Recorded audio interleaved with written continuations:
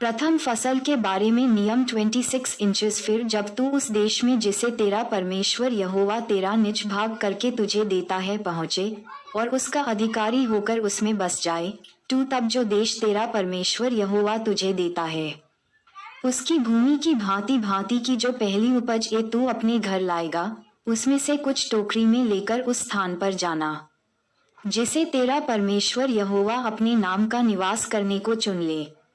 3 और उन दिनों के याजक के पास जाकर यह कहना, मैं आज हमारे परमेश्वर यहोवा के सामने स्वीकार करता हूँ कि यहोवा ने हम लोगों को जिस देश के देने की हमारे पूर्वजों से शपथ खाई थी उसमें मैं आ गया हूँ। 4 तब याजक तेरे हाथ से वह टोकरी लेकर तेरे परमेश्वर यहोवा की वेदी के सामने रख दे। 5 तब तू अपने परमेश्वर यहोवा से इस प्रकार कहना, मेरा मूल पुरुष एक अरामी मनुष्य था भी जो मरने पर था, और वह अपने छोटे से परिवार समेत मिस्र को गया और वहां परदेशी होकर रहा, और वहां उससे एक बड़ी और सामर्थी और बहुत मनुष्यों से भरी हुई जाति उत्पन्न हुई। 6 और मिस्रियों ने हम लोगों से बुरा बर्ताव किया और हमें दुख दिया और हमसे कठिन सेवा ली। 7 परंतु हमने अपने पूर्वजों के परमेश्वर यहोवा की दुहाई दी और यहोवा ने हमारी सुनकर हमारे दुख श्रम और अत्याचार पर दृष्टि की। 8 और यहोवा ने बलवंत हाथ और बढ़ाई हुई भुजा से अति भयानक चिन्ह और चमत्कार दिखलाकर हमको मिस्र से निकाल लाया। 9 और हमें इस स्थान पर पहुंचाकर ये देश जिसमें दूध और मधु की धाराएं बहती हैं हमें दे दिया है। 10 अब हे यहोवा देख, जो भूमि तूने मुझे दी है उसकी पहली उपज मैं तेरे पास ले आया हूँ। तब तू उसे अपने परमेश्वर यहोवा के सामने रखना और यहोवा को दंडवत करना। 11 और जितने अच्छे पदार्थ तेरा परमेश्वर यहोवा तुझे और तेरे घराने को दे, उनके कारण तू लेवियों और अपने मध्य में रहने वाले परदेशियों सहित आनंद करना। 12 तीसरे वर्ष जो दशमांश देने का वर्ष ठहरा है, जब तू अपनी सब भांति की बढ़ती के दशमांश को निकाल चुके, तब उसे लेवीय, परदेशी, अनाथ और विधवा को देना कि वे तेरे फाटकों के भीतर खाकर तृप्त हों। 13 और तू अपने परमेश्वर यहोवा से कहना, मैंने तेरी सब आज्ञाओं के अनुसार पवित्र ठहराई हुई वस्तुओं को अपने घर से निकाला और लेवीय, परदेशी, अनाथ और विधवा को दे दिया है। तेरी किसी आज्ञा को मैंने न तो टाला है और न भूला है। 14 उन वस्तुओं में से मैंने शोक के समय नहीं खाया और न उनमें से कोई वस्तु अशुद्धता की दशा में घर से निकाली और न कुछ शोक करने वालों को दिया सी। मैंने अपने परमेश्वर यहोवा की सुन ली। मैंने तेरी सब आज्ञाओं के अनुसार किया है। 15 तू स्वर्ग में से जो तेरा पवित्र धाम है दृष्टि करके अपनी प्रजा इसराइल को आशीष दे और इस दूध और मधु की धाराओं के देश की भूमि पर आशीष दे जिसे तूने हमारे पूर्वजों से खाई हुई शपथ के अनुसार हमें दिया है।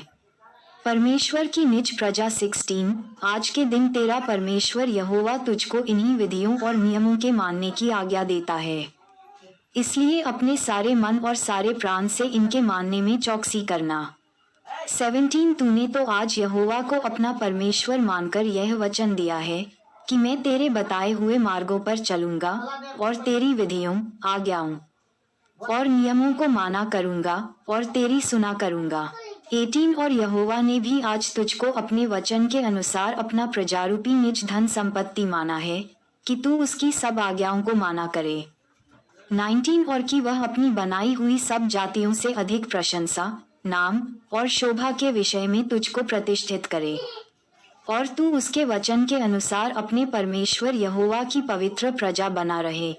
व्यवस्था को पत्थरों पर लिखने की आज्ञा 27 फिर इसराइल के वृद्ध लोगों समेत मूसा ने प्रजा के लोगों को यह आज्ञा दी, जितनी आज्ञाएं मैं आज तुम्हें सुनाता हूँ उन सबको मानना।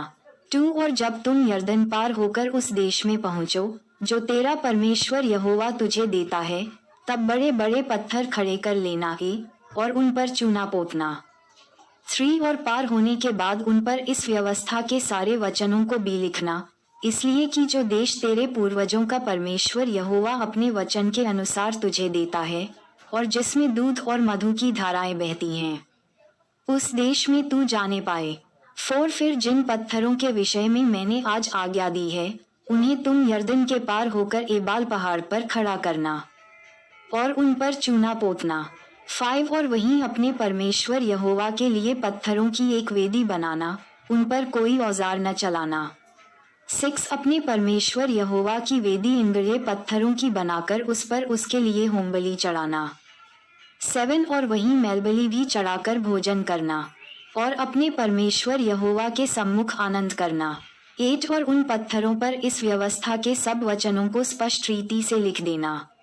9 फिर मूसा और लेवीय याजकों ने सब इस्राएलियों से ये भी कहा, हे इस्राएल, चुप रहकर सुन, आज के दिन तू अपने परमेश्वर यहोवा की प्रजा हो गया है। 10 इसलिए अपने परमेश्वर यहोवा की बात मानना और उसकी जो जो आज्ञा और विधि मैं आज तुझे सुनाता हूँ उनका पालन करना। अभिशाप वचन 11 फिर उसी दिन मूसा ने प्रजा के लोगों को यह आज्ञा दी। 12 जब तुम यरदन पार हो जाओ तब शिमोन, लेवी, यहूदा, इस्साकार, यूसुफ और बिन्यामीन ये गिरिजीम पहाड़ पर खड़े होकर आशीर्वाद सुनाएं। 13 और रूबेन, गाद, आशर, जबूलून, दान और नप्तली ये एबाल पहाड़ पर खड़े होकर श्राप सुनाएं। 14 तब लेवीय लोग सब इजरायली पुरुषों से पुकार के कहें। 15 श्रापित हो वह मनुष्य जो कोई मूर्ति कारीगर से खुदवाकर या धलवाकर निराले स्थान में स्थापन करे, क्योंकि इससे यहोवा घृणा करता है। तब सब लोग कहें आमीन सी।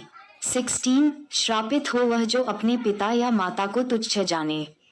तब सब लोग कहें आमीन। 17 श्रापित हो वह जो किसी दूसरे की सीमा को हटाए। तब सब लोग कहें आमीन। 18 श्रापित हो वह जो अंधे को मार्ग से भटका दे। तब सब लोग कहें आमीन। 19 श्रापित हो वह जो परदेशी, अनाथ या विधवा का न्याय बिगाड़े। तब सब लोग कहें आमीन। 20 श्रापित हो वह जो अपनी सौतेली माता से कुकर्म करे, क्योंकि वह अपने पिता का ओढ़ना उघाड़ता है। तब सब लोग कहें आमीन। 21 श्रापित हो वह जो किसी प्रकार के पशु से कुकर्म करे। तब सब लोग कहें आमीन। 22 श्रापित हो वह जो अपनी बहन, चाहे सगी हो चाहे सौतेली, से कुकर्म करे। तब सब लोग कहें आमीन। 23 श्रापित हो वह जो अपनी सास के संग कुकर्म करे। तब सब लोग कहें आमीन। 24 श्रापित हो वह जो किसी को छिप कर मारे। तब सब लोग कहें आमीन। 25 श्रापित हो वह जो निर्दोष जन के मार डालने के लिए घोंसले। तब सब लोग कहें आमीन। 26 श्रापित हो वह जो इस व्यवस्था के वचनों को मानकर पूरा न करे। तब सब लोग कहें आमीन। माताएं एवं बहनों से निवेदन है कि अगर हमारी ये वीडियो आपको अच्छी लगी हो तो कृपया करके वीडियो को लाइक और सब्सक्राइब करना ना भूलें, क्योंकि हमारी वीडियो आप सब तक बहुत जल्दी पहुंचे। जय यीशु मसीह।